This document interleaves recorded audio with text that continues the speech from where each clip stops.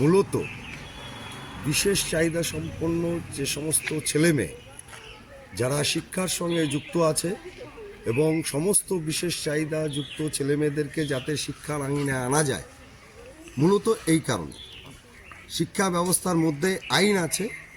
সে আইনে হচ্ছে বিশেষ চাহিদা সম্পন্ন ছেলেমেয়েদেরকে বিশেষ সুবিধা দেওয়ার কথা থাকলেও আমরা দেখেছি আইনকে বুড়ো আঙুল দেখিয়ে কাগজে কলমে আইন দেখাচ্ছে, কিন্তু ব্যবহারিক ক্ষেত্রে আমরা দেখেছি বাস্তবে সেটা হচ্ছে একজন প্রতিবন্ধকতাযুক্ত ছেলে বা মেয়ে, তাকে ক্লাসের এক কোণে বসিয়ে রাখা, তাকে ঠিক মতন নার্সিং না করা, তারপরে তাকে বাড়ি থেকে নিয়ে আসার কথা, স্কুল পর্যন্ত আবার বাড়িতে পৌঁছে দেওয়ার কথা, সেক্ষেত্রেও আমরা দেখেছি বিরাট ঘাটতি।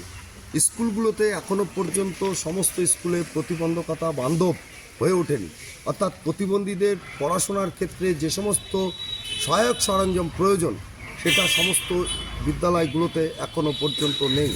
হয়তো একটা সদর এলাকাতে, একটা মহকুমা এলাকাতে 2-3টে স্কুলের মধ্যেই সীমাবদ্ধ রেখেছে, কিন্তু সেই ক্ষেত্রে বিশেষ চাহিদা সম্পন্ন ছেলেমেয়েদের শিক্ষার ভীষণ অসুবিধা হচ্ছে। আমাদের এই দাবিগুলো রয়েছে।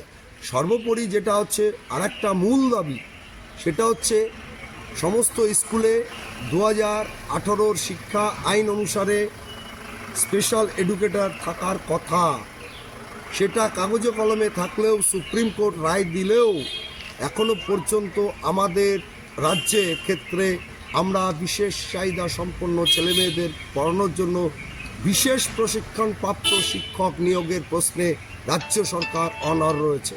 ফলে সবটা মিলিয়ে আজকে আমরা নদিয়া জেলা বিদ্যালয় পরিদর্শক নিয়ামকের কাছে আমরা আজকে ডেপুটেশন দেবো। আমরা সর্বশিক্ষা ডিপিওর কাছে ডেপুটেশন দেবো। আমরা ডেপুটেশনের মাধ্যমে আলোচনার মধ্য দিয়ে আমরা এটা নিশ্চিত করতে চাই আগামী দিনে খুব তাড়াতাড়ি এই প্রতিবন্ধী সহায়ক, প্রতিবন্ধী বান্ধব বিদ্যালয়গুলোকে গড়ে তোলা এবং সেখানে শিক্ষা ব্যবস্থা এবং অভিভাবক সহ প্রতিবেশী শিক্ষা অনুরাগী শিক্ষকদের নিয়ে সচেতনতা শিবির গড়ে তোলা এবং তার মধ্যে দিয়ে যাতে আগামী দিনে এরা বিশেষ সুযোগ পায় এবং সেই সুযোগকে ব্যবহার করে যাতে এরা জীবনটা নিজের পায়ে নিজেরা দাঁড়াতে পারে।